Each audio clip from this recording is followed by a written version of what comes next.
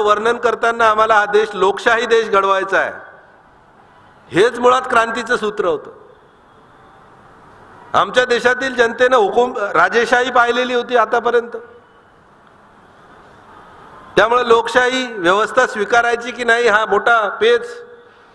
या देशातील जनतेसाठी प्रातिनिधिक स्वरूपाची लोकशाही, त्यातल्या त्यात प्रातिनिधिक स्वरूपाची, म्हणजे आपण आपले आमदार खासदार निवडून पाठवतो आणि ते मुख्यमंत्री किंवा प्रधानमंत्र्याची नियुक्ती करतात. ती एक क्रांतिकारक घटना झाली. देशातील नागरिकांना ज्यांना कुठल्याही परिस्थितीत राज्य कारभारामध्ये हस्तक्षेप करण्याचे अधिकार नव्हते, मुभा नव्हती, त्या लोकांना देशाचा सगळ्यात मोठा शासक निवडण्याच्या प्रक्रियेत सर्वात प्राथमिक घटक म्हणून त्याला मतदानाचा अधिकार दिला. ही मोठी क्रांतिकारक घटना होती. या क्रांतिकारक घटना आम्ही जर पाहिल्या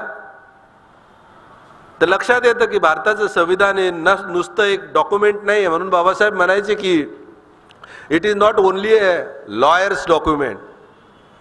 हा भारताच्या हे संविधान म्हणजे या देशाचं जिवंत ठेवणारं सूत्र आहे. समतेचं तत्व दिलं, स्वातंत्र्याचा अधिकार दिला, मी जे आधी तुम्हाला सांगितलं. ह्या सगळ्या रिव्होल्युशनरी बाबी या देशातील घटनेमुळे आल्या.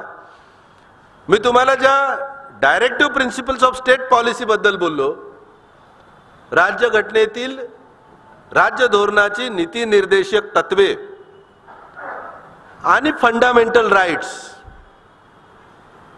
मूलभूत अधिकार, मूलभूत अधिकारांचं हनन सरकारांनी करू नये. जर केलं तर आम्हाला डायरेक्ट देशाच्या सर्वोच्च न्यायालयामध्ये किंवा राज्याच्या हायकोर्टामध्ये दाद मागता येईल. हा अधिकार दिला राज्यघटनेने तुम्हाला मला. कशाच्या बाबतीत?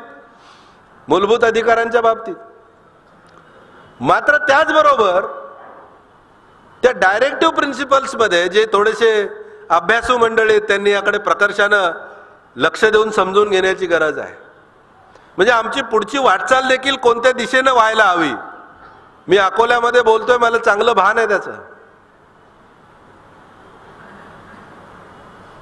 आमची जी वाटचाल आहे, आंबेडकरी चळवळीचा बालेकिल्ला म्हणून हा जिल्हा ओळखला जातो आणि त्या जिल्ह्यातल्या लोकांना पुन्हा तेच समजून सांगतोय मी, याचं मला जाणीव आहे. परंतु मी विनंती अशी करतो की या गोष्टीला जरा बारकाईने समजून घेण्याचा प्रयत्न करा. कदाचित मनातली जी खंत आहे की जे इथं होतं ते महाराष्ट्रात इतर ठिकाणी का होत नाही, त्याचं उत्तर शोधण्याच्या प्रक्रियेमध्ये तुम्हाला मला थोडं सहकार्य होईल. डायरेक्टिव्ह प्रिन्सिपल जे आहेत राज्यघटनेच्या 4थ्या भागातले ना, ते राज्य सरकारांनी, केंद्र सरकारने कशा पद्धतीची धोरणे राबवावीत, कोणते कायदे बनवावेत, कशाच्या आधारावर बनवावेत, याचे ते नियम करून दिलेले आहेत. पण जसं मूलभूत अधिकाराचं हनन झालं तर कोर्टात जाता येतं, तसं एखाद्या सरकारने जर ते नीती निर्देशक तत्वे पालन केलं नाही ना, तर कोर्टात नाही जाता येत. तेव्हा ही चर्चा आली, तेव्हा हा विषय संविधान सभेमध्ये चर्चेला आला होता की मग जर याच्या विरोधात कोर्टात न्यायालयात दादच मागता येणार नाही तर मग या तत्वांचं राज्यघटनेत असण्यानं काय फरक पडणार आहे, त्याचा काय वापर, काय उपयोग होणार त्याचा. आणि त्या चर्चेला उत्तर देताना बाबासाहेब बोलले की यांच्याच बद्दल नीती निर्देशक तत्व पाळले नाही म्हणून एखाद्या सरकारच्या विरोधात न्यायालयात जाता येणार नाही, मान्य आहे, पण हे निरुपयोगी नव्हेत. याचा उपयोग असा आहे की आम्ही जी संसदीय लोकशाहीची पद्धत स्वीकारलेली आहे, पूर्वी एकदा राजा जन्माला आला की तो जोपर्यंत नैसर्गिकरित्या किंवा युद्धात मारला जात नाही तोपर्यंत तोच राजा. तो लंगडा, बहिरा, लुळा, पंगू कसाही असू दे, तोच राजा. आता तसं नाहीये. दर 5 वर्षांनी या प्रजासत्ताकामध्ये प्रजेच्या हातात आम्ही सूत्र देतोय की दर 5 वर्षांनी ज्यांना ज्यांना या देशावर शासन करण्याची इच्छा आहे त्यांना या प्रजेच्या पुढे जाऊन आम्ही किती चांगले आहोत हे सांगावं लागणार आहे. आणि जेव्हा या प्रजेच्या पुढे जातील आणि सांगतील की आम्ही किती चांगलं काम केलं, यांनी खरंच चांगलं काम केलं की नाही, यांनी राज्यघटनेच्या पद्धतीनं राज्यघटनेत सांगितल्याप्रमाणे राज्यकारभार केलाय की नाही, हे तपासण्याचा मापदंड म्हणजे ही नीतिनिर्देशक तत्वे आहेत. बाबासाहेबांनी सांगितलं की माझ्या देशातली जनता ज्या दिवशी या गोष्टीची साक्षर होईल त्या दिवशी त्यांना फसवणारा राज्यकर्ता या देशात निर्माण होणार नाही. आता मला सांगा, या नीतिनिर्देशक तत्वांमध्ये इतकं मोठं सूत्र दडलेलं असताना आम्ही मूलभूत अधिकारांच्या बद्दल जितके जागृत आहोत, स्वतःच्या छातीवर हात ठेवा, स्वतःलाच विचारा आणि स्वतःलाच उत्तर सांगा. कोणी कोणाला सांगण्याची गरज नाही. Directive principles of state policy बद्दल तेवढी जागरूकता आमच्यामध्ये आहे. आणि म्हणून या गोष्टी जर आम्ही समजल्या तर कोणीही येतं हमने देश का बहुत विकास किया है, कोणीही येतं आम्ही देशासाठी हे केलं, देशासाठी ते केलं.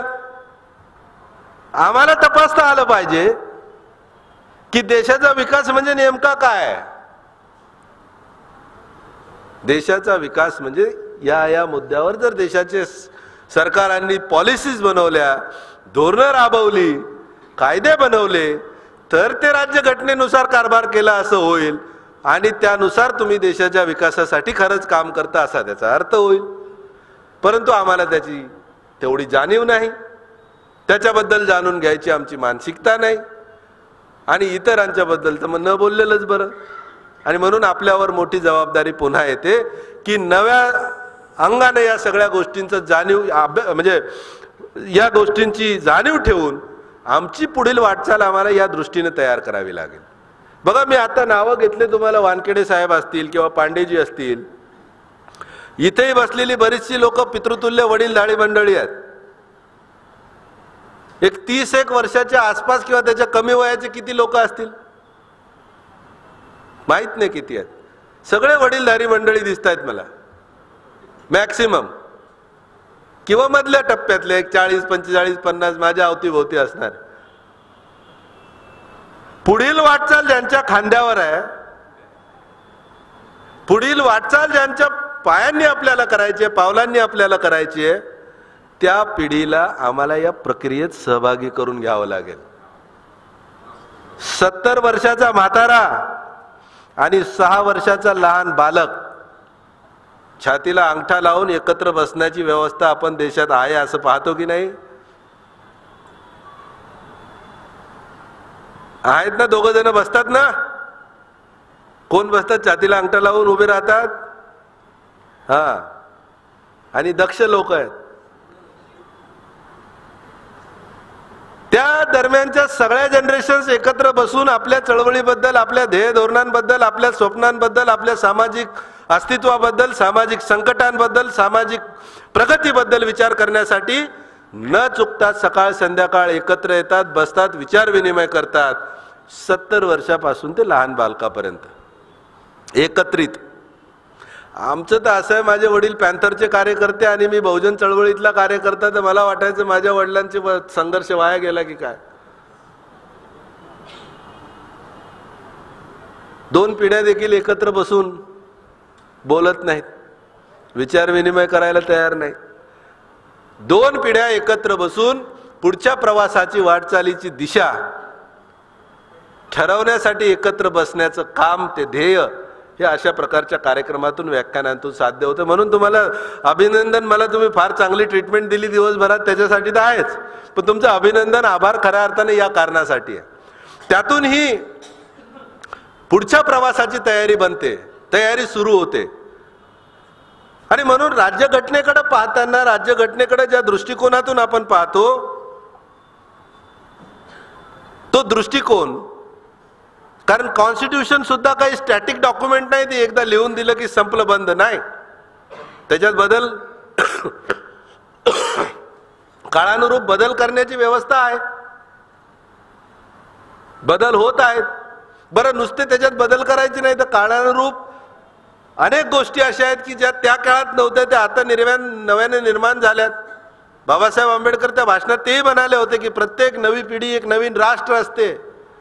म्हणून घटना समितीनं आम्ही पुढच्या पिढीवर ही लादणारी घटना बनवलेली नाही, तर येणाऱ्या काळातील पिढ्यांना आपल्या आवडीनिवडीप्रमाणे त्याच्यामध्ये बदल करण्याची मुभा ठेवलेली आहे. एवढा मोकळ्या मनानं देशाच्या हिताचा हा डॉक्युमेंट देशाला समर्पित केला। मागच्या 75 वर्षातील वाटचालीमध्ये हा देश जिथे असायला हवा होता त्या राज्यघटनेच्या तत्वावर चालताना तिथे आजपर्यंत पोहोचलेला नाही। आणि मग जेव्हा राज्यघटनेच्या बद्दल बोलतात लोक, तेव्हा राज्यघटना बदलण्याची इच्छा असणाऱ्या लोकांना मुंगेरी लाल की हसीन सपने देखणाऱ्या पाहणाऱ्या लोकांना वाटते बदलून टाकू, बदलून मागे 400चं त्यांनी ते बोलून दाखवलं, निघतं कधी कधी तोंडात लपवून ठेवलेलं पोटातलं।